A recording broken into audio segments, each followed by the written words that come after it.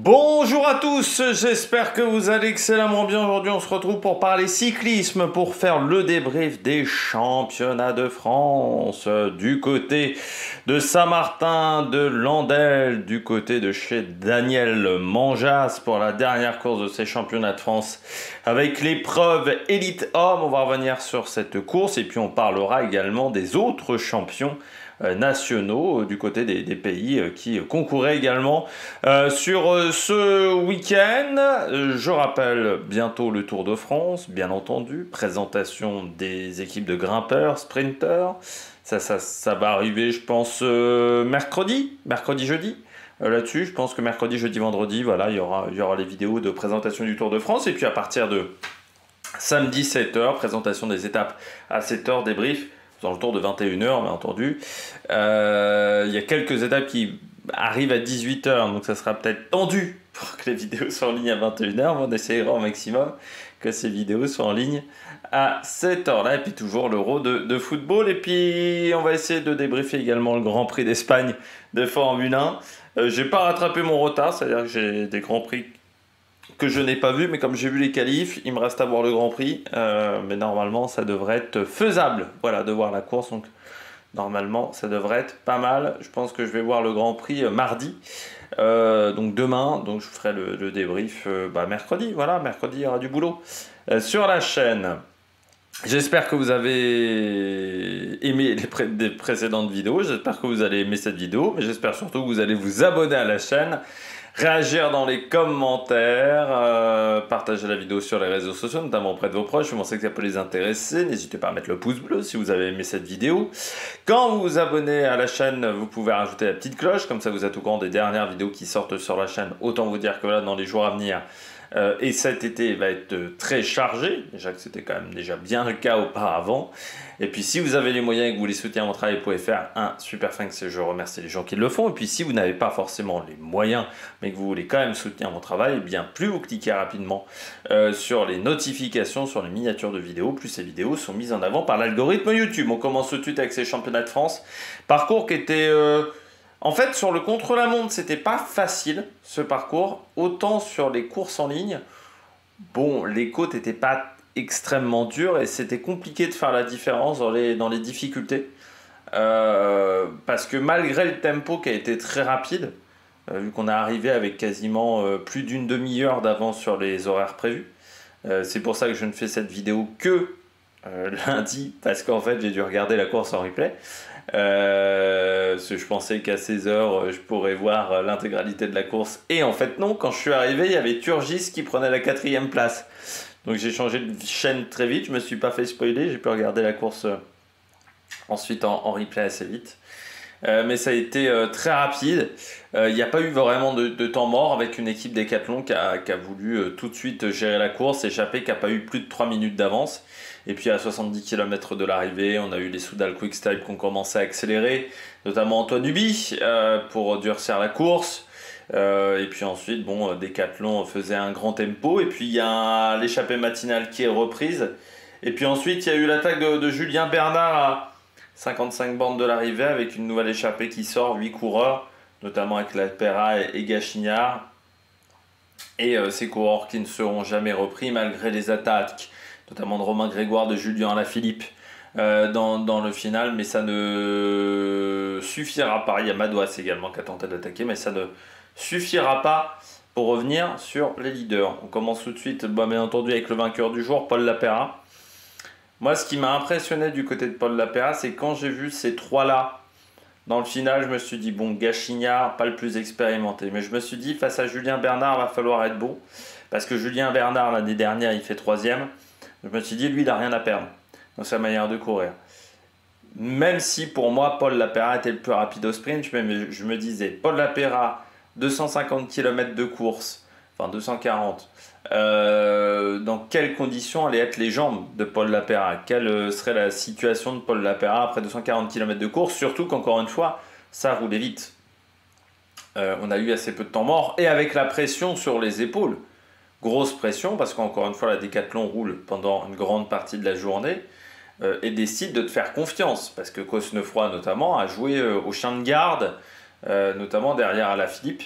derrière Romain Grégoire. Donc Pierre Gautera également, qui a joué aussi au chien de garde. Donc tu avais un petit peu les pétoches, un petit peu la pression sur les épaules. Et je trouve que le dernier kilomètre qu'il a effectué, Paul Lapeyrat, magnifiquement fait. Déjà, il arrive à éliminer Thomas Gachignard.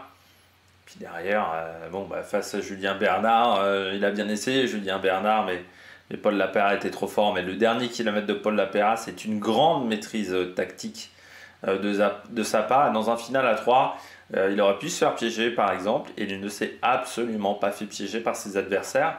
Et puis il faut quand même le dire, hein, c'est lui qui lance cette offensive à 3 à 10 km de l'arrivée. Donc c'est très impressionnant ce qu'il a réalisé, Paul Lapeyrat. Et puis je trouve qu'en plus, il y a une histoire qui est intéressante. C'est un Normand, c'est un coureur. Il y a une photo qui est marrante qui est sortie ce matin. Je ne sais pas si vous avez vu la photo avec Michael Cherel. Il avait 5-6 ans. Il était pris en photo avec Michael Cherel. Et puis Michael Cherel qui disait ensuite il l'a un peu surveillé quand il était dans les jeunes catégories. Et ils ont eu la joie d'être ensemble chez AG2R. Et puis il a dit ensuite, il a su exprimer son talent dans des championnats à domicile pour les Normands. C'est sûr que c'est très bien. Et puis ça rappelle quand même Paul Lapeyrat, qui est un coureur qui a failli... on a mis beaucoup de temps avant de renouveler son contrat l'année dernière. Que parfois le temps peut... que le talent peut attendre parfois quelques années. Comme je le dis toujours, tout le monde n'est pas Arnaud Delis, tout le monde n'est pas Remco Evenepoel, et même, je dirais que Remco Evenepoel et Arnaud Delis ont encore une énorme marge de progression dans certains domaines, et que parfois, ça prend un peu plus de temps avant d'exprimer son talent, et Paul Lapeyrat, il a fallu attendre 24 ans. Derek Guy, l'année dernière, c'est 26, autre exemple. Geoffrey Bouchard, qui a couru son premier jour de course, Geoffrey Bouchard, voilà, il ne reste plus que Victor Lafay chez Decathlon qui n'a pas couru. Parfois il faut laisser le temps aux jeunes coureurs, alors que là j'ai de nouveau une mouche dans la pièce. Il y a eu un jour de beau, ça y est, les mouches sont de retour. Mais il faut parfois un petit peu de temps, voilà, pour que les bons coureurs s'expriment. Et il faut laisser le temps à certains coureurs. Il faut pas mettre trop vite la pression. Voilà, et Paul Lapeyrat, je pense, c'est un bon exemple cette année. Decathlon lui a fait confiance malgré 2 premières saisons où en termes de résultats ça n'avait pas été forcément exceptionnel. Et ils lui ont fait confiance et ça lui a permis d'être champion de France et de faire une belle année. 4 victoires depuis le début de saison, c'est quand même du très très solide. Et puis dans les victoires, il y a un titre de champion de France et une course en World Tour. C'est pas que des Coupes de France, quoi. Donc c'est du haut niveau. Et là, en plus, sur ces championnats de France, il y avait quand même une belle adversité. Même s'il a anticipé pour éviter de se retrouver avec Alaphilippe, avec Grégoire, avec Cosnefroy, mais il a été très costaud. Donc non, très content pour cette victoire de Paul Lapeyrat. Et puis j'espère que il fera un beau Tour de France. Alors ça va pas être facile pour lui parce que il se retrouve d'un statut de début de saison, je dirais pas inconnu, mais où on n'attendait pas grand-chose de Paul Lapeyrat. Chez Decathlon AG2R, il faut bien le dire, j'attendais pas grand-chose de Paul Lapeyrat, à un statut où, sur certaines arrivées, il aura peut-être un rôle d'outsider. Il faudra voir comment il arrive à gérer ça avec ce maillot de champion de France. Des fois, ça peut vraiment vous libérer, ce maillot de champion de France. Je pense à Thomas Voeckler en 2004. Et puis parfois, ça peut être compliqué à gérer. Donc ça dépend des situations. Deuxième, Julien Bernard. J'ai envie de dire qu'il gagne une place par rapport à l'année dernière. Fort quand même de la part de Julien Bernard, un peu comme Juliette Labousse, enfin même pire que Juliette Labousse, lui il était tout seul chez Lidl Trek, je vérifie, oui, il était tout seul normalement chez Lidl Trek, je redescends, mais voilà. Et réussir à tenir la dragée haute à tous ces leaders du général, il a bien senti le coup à 55 bornes de l'arrivée. Où s'est dit, il faut que je relance la course parce que si je me retrouve avec les top coureurs, je vais peut-être avoir du mal à m'en sortir. Et puis, ça reste un coureur de talent. C'est vrai qu'aujourd'hui, tu peux te dire que dans d'autres formations, dans des formations françaises, je pense qu'il aurait beaucoup plus sa carte. Mais c'est un coureur qui aime avoir ce statut d'équipier, qui aime courir pour les autres. Et puis bah, il arrive quand même à s'en sortir quand il peut jouer sa propre carte. Mais ouais, c'est un coureur important chez Lidl Trek. Comme d'autres coureurs français pouvaient être importants dans des équipes étrangères. C'est vrai qu'on oublie par exemple qu'autour de Cadel Evans, il y avait un coureur français. On oublie voilà, parfois que Chavanel, Pinot ont eu des rôles importants quand même dans des structures. Je dis un complément pour Jérôme Pinot, c'est rare. Mais il y a des coureurs comme ça qui ont des rôles hyper importants. Et c'est vrai que, tiens, ça vient de me revenir. Je passe du coq à l'âne. Mais le coureur que je cherchais équipier de Taurusoft, c'était Julian Dean, le coureur néo-zélandais. Mais pour revenir à Julien Bernard, il y a 2-3 vidéos au moins.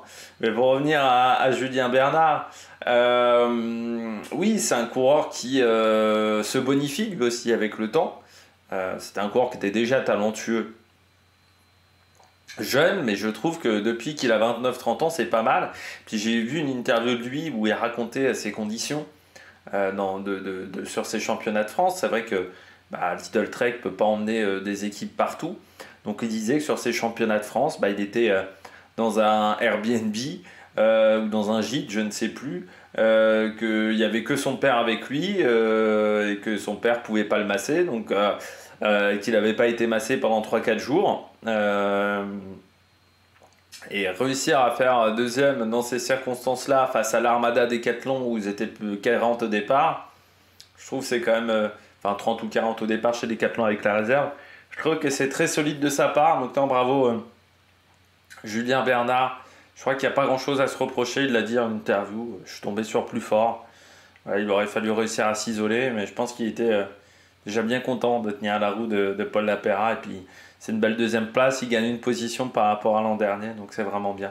Puis peut-être qu'un jour, peut-être que l'année prochaine, il sera champion de France, Julien Bernard. Peut-être qu'il arrivera à passer encore un cap. Alors ensuite, derrière, belle perf quand même de Total Energy, 3, 4, 5. C'est vrai qu'on a assez peu parlé de Total Energy, mais on a beaucoup parlé de Cofidis au mois d'avril et de mai. La Total Energy, c'était quand même pas foufou également en termes de résultats dans cette période-là. Invité sur assez peu de courses, il faut également le signaler. Mais Gachignard, qui est le plus intéressant des Total Energy depuis le début de saison et qui confirme. Et puis Turgis, Dujardin. Pas mal quand même Dujardin sur une course où il y avait 3000 mètres de dénivelé positif. C'est un coureur qui aime bien les courses en circuit. On l'avait vu déjà l'année dernière au championnat d'Europe. Derrière Christophe Laporte, ça s'était bien passé. Et puis Anthony Turgis. On sait que sur ce type de parcours-là, il peut être intéressant. Il arrive à sortir 4e dans le final. Donc c'est bien, voilà, 3, 4, 5, même s'il n'y a pas le titre du côté de la Total Energy. On fait une belle performance d'ensemble et puis ça fait des points UCI. Comme vous pouvez le voir, 60, 50 et 40 points. Eh bien, ça fait 150 points dans l'escarcelle de cette formation sur des championnats nationaux. C'est plutôt pas mal. Valentin Madois, 6e. Pour moi, la Groupama s'est complètement plantée en termes de stratégie. Je trouve qu'ils sont vraiment passés complètement à côté du côté de la Groupama FDJ.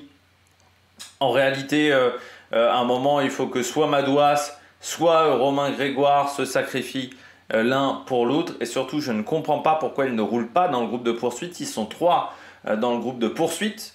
Vous avez Madouas, vous avez Grégoire, je ne sais plus qui est le 3e dans ce groupe-là. Et il n'y en a aucun qui va se sacrifier pour l'autre.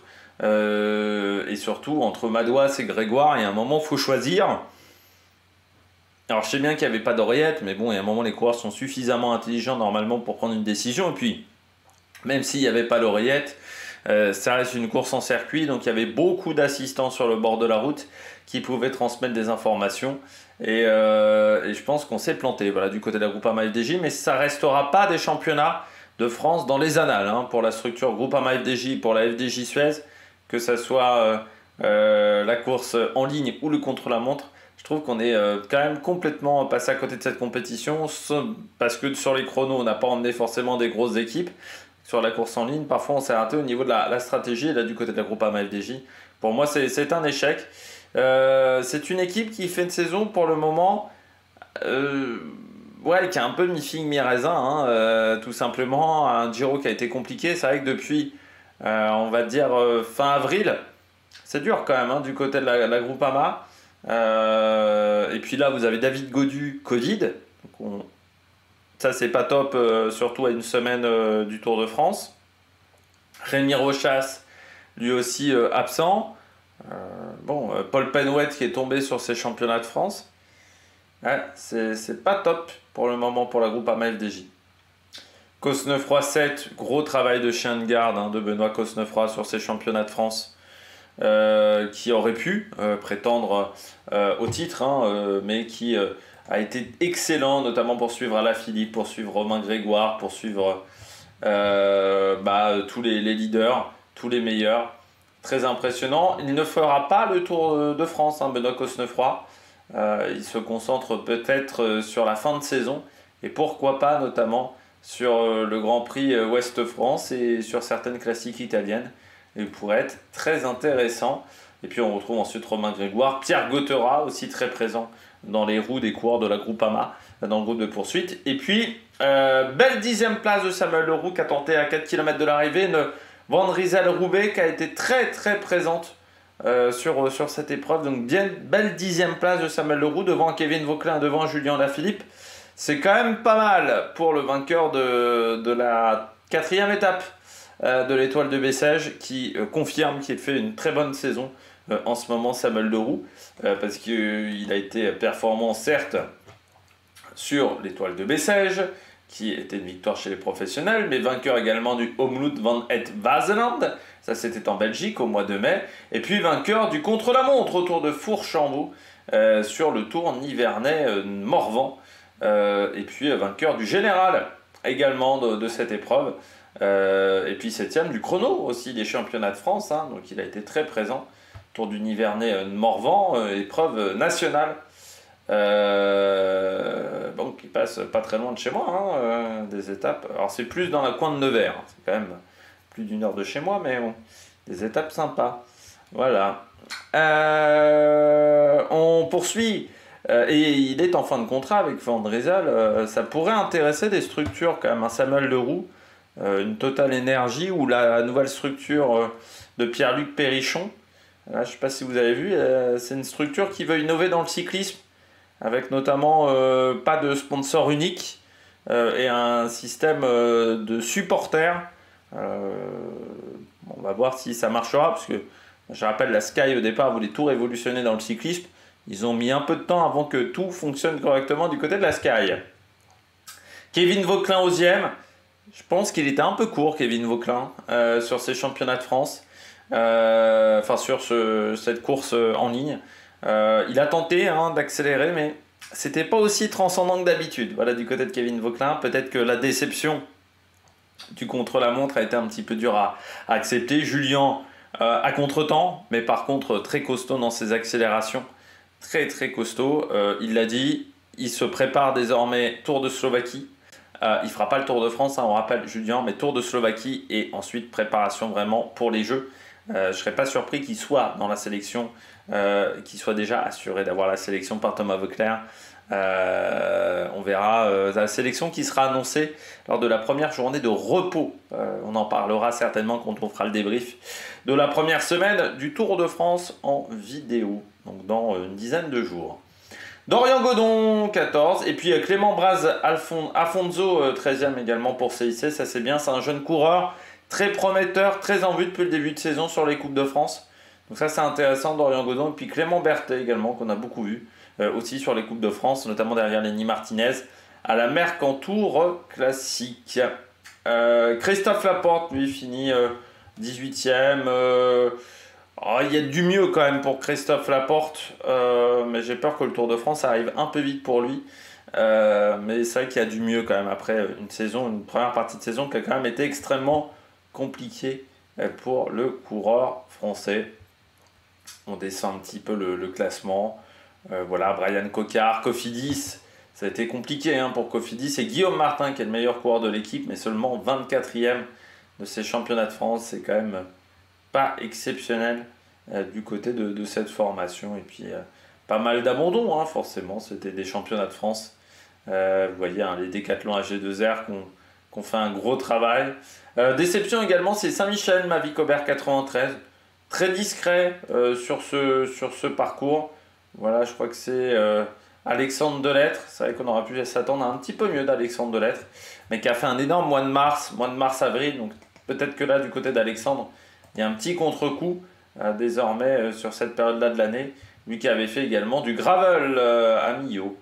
Tiens, il y avait qui à Millau? Il y avait Florian Dauphin, Alexandre Delettre et Thiago Ferreira. Des concurrents qu'on verra peut-être au championnat du monde. Hein, ça sera intéressant. Si on arrive au championnat du monde, surtout que l'année prochaine, ils auront lieu à Nice, là où prendra sa retraite Romain Bardet, normalement. Mais voilà, peut-être petit coup de moins bien pour Alexandre Delettre, qui, il faut bien le dire, a fait un énorme début de saison. On aurait pu s'attendre voilà, un petit peu mieux. On passe aux différents vainqueurs des championnats nationaux. On commence avec l'Italie. Et du côté de l'Italie, eh bien, c'est Alberto Bettiol qui s'impose, qui a été le plus fort. Il s'impose en solitaire. Alors, j'attends la masterclass de maillot du côté de l'AEF. Parce qu'on sait qu'ils sont très doués dans ce domaine-là. J'attends qu'il y ait un beau maillot du côté de la l'AEF avec Alberto Bettiol, qui n'avait pas encore le titre de champion d'Italie, ce qui semble assez incroyable pour un coureur qui, c'est vrai, est très bon puncher. Et souvent, les parcours italiens, vous avez des petites bosses.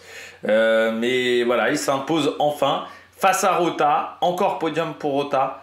Il enchaîne les podiums, un peu comme Julien Bernard sur ses championnats de France, pour lui sur les championnats d'Italie. Puis Edoardo Zambanini, le coureur de la Bahreïn, qui prend la 3e place. Aux Pays-Bas, nouveau titre pour Dylan Groenewegen. Après celui de 2016, il a battu au sprint quand même Olaf Koy, ce qui montre que Groenewegen est pas mal hein, quand même depuis quelques semaines. Fin du mois de mai, début juin, il a retrouvé vraiment des bonnes jambes, Dylan Groenewegen. Donc il va falloir faire attention au coureur de la Jayco Alula, qui a quand même fait un choix fort, cette équipe, de privilégier Groenewegen sur le Tour de France, alors qu'ils avaient Caleb Ewan, qui est quand même de la nationalité de leur sponsor. Donc c'est un choix fort de la part de cette structure. On va voir ce que ça va donner pour Dylan Groenewegen et Olaf Koy deuxième, devant Ramon Silkeldam. Du côté de la Belgique, le titre pour Arnaud Delis, qui a battu les meilleurs sprinteurs, notamment Jasper Philipsen et Jordi Meeus, qui n'ont jamais réussi à remonter. Le Belge Tim Merlier, lui, a pris la 6e place sur ces championnats de Belgique, un peu gêné dans son sprint. Mais Arnaud Delis, qui démarre le sprint en première position et qui ne sera jamais battu. Premier titre de la Lotto depuis 10 ans. Et ce qui veut dire qu'Arnaud Delis aura ce beau maillot de champion de Belgique sur les routes du Tour de France. Et ça fait extrêmement plaisir, parce que c'est quand même un coureur qui a connu des difficultés cette année, notamment avec la maladie de Lyme, et je ne m'attendais pas à ce qu'il revienne à ce niveau-là en ayant été infecté par la maladie de Lyme. Donc vraiment très très fort de la part d'Arnaud Delis, et une motivation plus, et on sentait qu'il était c'était important pour lui de devenir champion de Belgique. Il était presque en mission sur ce championnat de Belgique. Bon, du côté de l'Espagne, doublé du côté de la Movistar, qui était en surreprésentation sur cette épreuve. Alex Aramburu qui remporte le titre devant l'ancien champion d'Espagne Ogier Lascano, Jesus Herrada, le coureur de la Cofidis, qui prend la 3e place. Du côté de la Grande-Bretagne, eh bien, malgré l'armada de la Groupama FDJ, c'est Ethan Etter qui s'impose devant Lewis Haskier et Max Walker. Pourquoi j'ai l'armada de la Groupama FDJ? Parce que la veille, le samedi, il y avait le titre de champion de Grande-Bretagne Critérium, et qu'ils ont fait un triplé du côté de la Groupama FDJ. Mais sur l'épreuve en ligne, eh bien, ça a été plus compliqué pour cette formation. Malgré tout, vous avez Ethan Etter, champion là aussi. Ethan Etter, bon, qui a du mal cette saison, mais qui arrive à remporter ce titre de champion de Grande-Bretagne. On verra si ça lui donne un petit peu des ailes. Du côté de la Colombie, bon, c'était Osorio, ça c'était un petit peu plus tôt dans l'année. Grosse surprise du côté du Danemark, avec 4 coureurs qui sortent dans le final, et le titre pour Rasmus Søjberg Pedersen, jeune coureur de la réserve de la Décathlon AG2R, qui a battu quand même Kasper Asgreen, Frédéric Vandal et Valgren, qui prend la 4e place. Donc très très fort de la part de Pedersen, surtout qu'on s'attendait peut-être à ce qu'il y ait un autre Pedersen sur ce parcours, mais ils ont réussi à sortir dans les 4-5 derniers kilomètres un groupe de 4 qui a réussi à s'imposer. Et il a battu quand même Asgreen.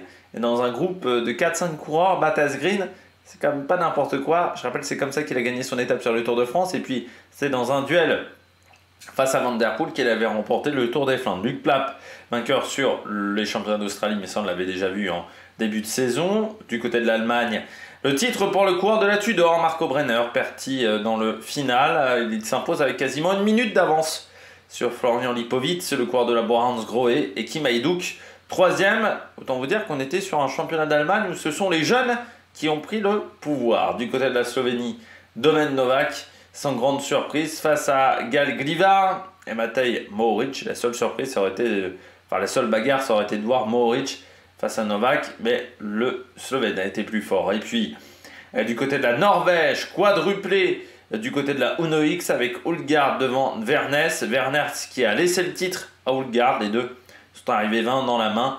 Puis Rasmus Stiller qui complète le podium. Du côté de la Pologne, c'est Banasek qui s'impose devant Barbos Rudik et Patrick Stolz. Du côté de la Slovaquie, Lukas Kubic devant Sreček et Riskar. Du côté des États-Unis, c'était un petit peu plus tôt, au mois de mai, pendant le Giro, victoire, le titre pour Sean Quinn, le coureur de l'AEF, devant McNulty et Nelson Poles. Du côté de l'Irlande, c'est Darren Rafferty qui s'est imposé, là aussi, coureur de l'AEF, avec devant Dylan Cockery et Rory Tozon.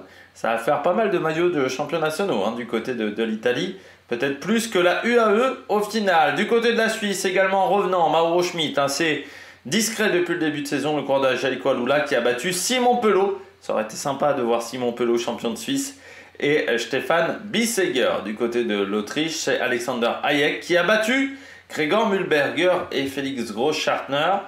Ça n'a pas dû arriver souvent. Encore de la Bourra, qui s'impose. Mais c'est vrai qu'on ne s'attendait peut-être pas forcément à Hayek, vainqueur. Et puis Zodel, toujours quatrième, toujours là, Ricardo Zodel, à 36 ans.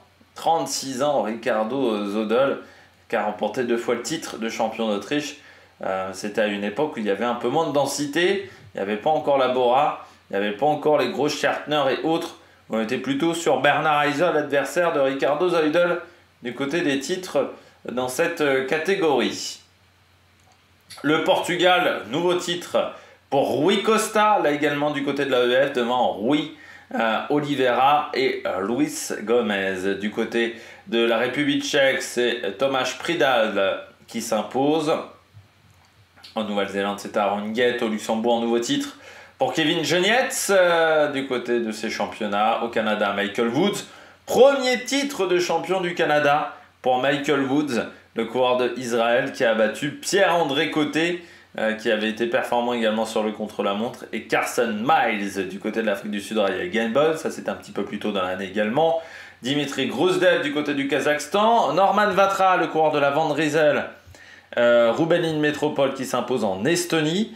Vous avez Narvaez en Équateur, en Lettonie c'est Emil Lipins qui a remporté un nouveau titre.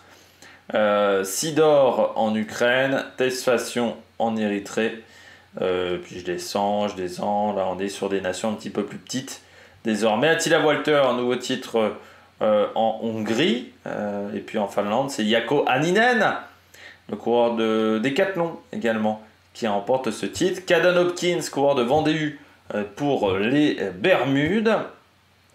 Et puis je crois que là nous avons fait le tour pour ces titres de champions nationaux.